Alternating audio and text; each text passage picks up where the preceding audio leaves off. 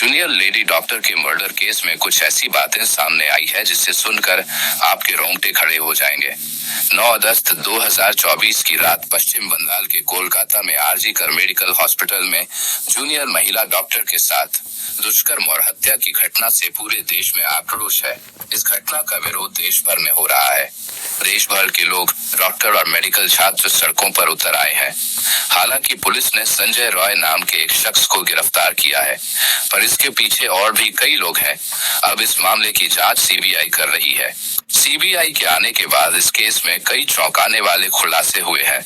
Postmortem report के आने के बाद ये तो निश्चित हो ही गया कि इस घटना के पीछे सिर्फ एक आदमी नहीं है, बल्कि और भी कई लोग हैं। दोस्तों, इस वीडियो में आगे बढ़ने से पहले कृपया हमारे चैनल को सब्सक्राइब जरूर कर दें और बेल आइकॉन ऑन करके ऑल पर प्रेस कर दें, ताकि मेरी वीडियो की नोटिफिकेशन सबसे पहले आप तक पहुंचे। सीबीआई की जांच में संजय रॉय ने कुछ ऐसे राज खोले हैं जो न सिर्फ दिल दहला देने वाले हैं, बल्कि इस केस के हर राज से पर्दा उठाने में सक्षम है। संजय रॉय ने कन्फेशन दिए हैं कि कैसे उसने डॉक्टर बेटी के साथ जबरदस्ती की। संजय ने बताया कि उसने पहले डॉक्टर बेटी को मारा पीटा बेहोश किया, फिर उसके साथ जघन्य अपराध किया। कुछ समय बाद वो फिर से होश में आई और फिर से संघर्ष करने लगी और संजय को रोकने लगी, लेकिन संजय ने आसपास मौजूद चीजों से उसे जोरदार तरीके से मारकर पहले बेहोश किया, फिर उसे बेरहमी से मार डाला और डॉक्टर बेटी की जान लेने के बाद वहां से चला गया। निकलते वक्त उसका एक ब्लूटूथ डिवाइस नीचे गिर गया, जिसके आधार पर वह पकड़ा गया। इस केस में भले ही पुलिस ने संजय रॉय को गिरफ्तार किया है, लेकिन इस केस के केंद्र में पूर्व प्रिंसिपल संदीप घोष नजर आ रहे हैं।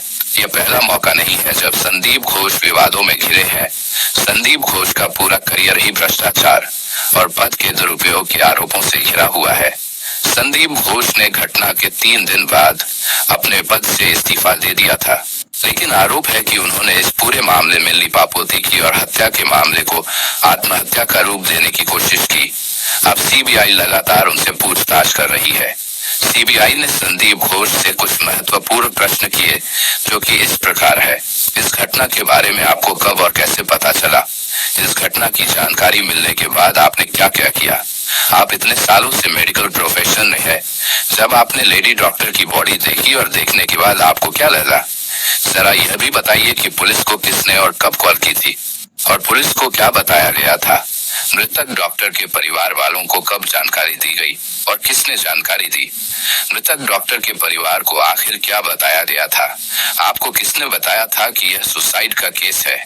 मृतक डॉक्टर के परिवार को गलत जानकारियां किसके कहने पर दी गई? किसके कहने पर परिवार से कहा गया कि आपकी बच्ची ने सुसाइड कर लिया है? इसके अलावा भी सीबीआई ने पूर्व प्रिंसिपल संदीप घोष से कई सवाल पूछे, जिनके संदीप घोष ने संतोषजनक उत्तर नहीं दिए, और यही बात पूर्व प्रिंसिपल संदीप घोष के खिलाफ जाती है। सीबीआई की जांच में और भी कई खुलासे हुए हैं, जिससे संदीप के काले कारनामों का पता चलता है। इसके साथ ही अस्पताल कैंपस में ड्रग रैकेट एक्टिव होने की भी बात पता चली है। आपको यह जानकर हैरानी होगी कि खुद ही नैतिकता के आधार पर इस्तीफा देने वाले संदीप घोष के कनेक्शन इतने पावरफुल हैं कि उनके ऊपर भ्रष्टाचार से लेकर कदाचार तक के तमाम आरोप लगते रहे हैं, लेकिन ना तो कोई उनका इस्तीफा ले पाया और ना ही उनका ट्रांसफर कर पाया। आरजी कर मेडिकल कॉलेज के पूर्व डिप्टी सुपरिटेंडेंट अख्तर अली ने डॉक्टर संदीप घोष की पूरी कुंडली खोली है और संदीप घोष के चाल चरित्र पर कई बड़े खुलासे भी किए हैं। अख्तर अली ने कहा है कि संदीप घोष एक माफिया की तरह है। वे बहुत ही भ्रष्ट व्यक्ति हैं। वह छात्रों को फेल कर देते थे और पैसे लेकर उनको पास करवाते थे। वह हर काम में पैसा वसूलते थे और छात्रावास में छात्रों को शराब की सप्लाई करवाते थे। वे मानव अंगों का तस्करी भी किया करते थे, बांग्लादेश के साथ अवैध व्यापार भी करते थे और प्राइवेट अस्पतालों को अज्ञात शव बेचा करते थे और उनसे पैसे वसूलते थे। उन्होंने अपने पद का दुरुपयोग किया और उनके खिलाफ कोई ठोस कार्रवाई नहीं की गई।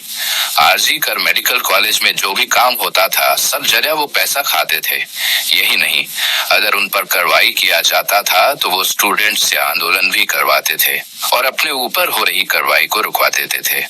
डॉक्टर बेटी का ये केस भी संदीप घोष की वजह से दुनिया का पहला ऐसा केस बन गया जिसमें पहले पोस्टमार्टम किया गया, फिर उसके बाद एफआईआर दर्ज किया गया। इस केस में कोलकाता पुलिस भी संदीप घोष की तरह ही इस घटना से जल्द पल्ला झाड़ना चाहती थी, इसलिए उन्होंने कभी संदीप घोष का बयान ही नहीं लिया और न क्राइम स्पॉट को सुरक्षित रखा। उन्हें डॉक्टर बेटी की शव जलाने की इतनी जल्दी थी कि शमशान ने पहले से लाइन में 2 शव के होते हुए भी डॉक्टर बेटी की शव को पहले जला दिया गया। इस केस में आरजी कर मेडिकल हॉस्पिटल से जुड़ी कुछ चौंकाने वाली जानकारियां सामने आई है। कुछ ऐसे आंकड़े सामने आए हैं जो कई तरह के सवाल खड़े करते हैं। आरजी कर हॉस्पिटल में मारी जाने वाली जूनियर लेडी डॉक्टर अकेली इंसान नहीं थी। इससे पहले भी कई लोग मारे जा चुके हैं जिनका केस आज तक सॉल्व नहीं हो पाया है। इसलिए ऐसा भी कहा जा रहा है कि आरजी कर अस्पताल मर्डर मिस्ट्री का घर है। यह बात इसलिए भी कहा जा रहा है क्योंकि पिछले 23 सालों में 2001 से लेकर 2024 तक आरजी कई डॉक्टर्स की रहस्यमय तरीके से मौत हो चुकी है। आइए अब आपको सिलसिलेवार ढंग से बताते हैं कि 23 सालों में कई डॉक्टर्स की मौत पर आरजी कर अस्पताल की मिस्ट्री आखिर है क्या। पहला मामला है 2001 का। 2001 में सौमित्र विश्वास नाम के छात्र का शव आरजी कर मेडिकल कॉलेज के छात्रावास के कमरे में लटका हुआ पाया गया था। अभी के लेडी ट्रेनी डॉक्टर के केस की तरह ही अस्पताल के अधिकारियों ने तुरंत उस घटना को आत्महत्या करार दिया था, लेकिन पीड़ित परिवार और मृत छात्र के साथियों ने मौत पर संदेह जताया। सौमित्र की मां और उनके कुछ क्लासमेट्स ने आरोप लगाया था कि कॉलेज हॉस्टल में सेक्स रॉकेट चल रहा था। हॉस्टल में कई अश्लील काम किए जाने के आरोप भी लगे थे। कई छात्रों ने दावा किया था कि सौमित्र इन काली गतिविधियों का पर्दाफाश करना चाहता था, इसी कारण उसे मार डाला गया। पुलिस ने जांच शुरू की, लेकिन मामला जब कोर्ट तक पहुंचा तो कोलकाता हाई कोर्ट ने सीआईडी जांच का आदेश दिया। जांच के दौरान कॉलेज हॉस्टल के अंदर चल रहे पोर्नोग्राफी गिरोह की बात सामने आई थी। बताया गया था कि वीकेंड्स में छात्र सेक्स वर्कर्स को हॉस्टल में बुलाते थे। अगर सेक्स वर्कर्स नहीं मिलते थे तो मृत शरीर के साथ अश्लील हरकतें की जाती थी। सोचिए, यह कितनी मिस्टीरियस हॉस्पिटल है। जरा सोचिए कैसे एक लाश को निकालकर उसके साथ पोर्नोग्राफी बनाई जाती थी।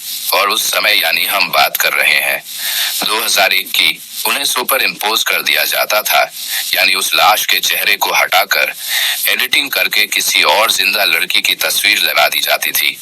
इससे अंदाजा लगा सकते हैं कि उस समय भी इस हॉस्पिटल में कितना घिनौना अपराध होता था। हालांकि यह मामला अभी तक अनसुलझा ही है।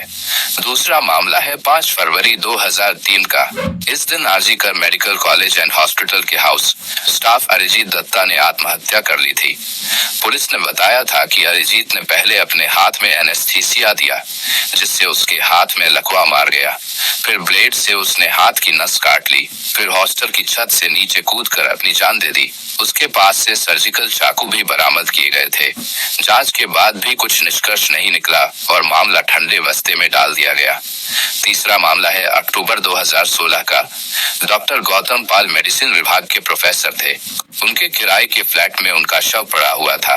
बदबू आने पर पड़ोसियों ने पुलिस को सूचना दी। दरवाजा तोड़ने के बाद पुलिस ने उन्हें पहली मंजिल पर एक कमरे में बिस्तर पर मृत पाया, पर वहां कोई सुसाइड नोट भी नहीं था। इसलिए पुलिस ने अनुमान लगाया कि अचानक दिल का दौरा पड़ने से उनकी मौत हो गई होगी।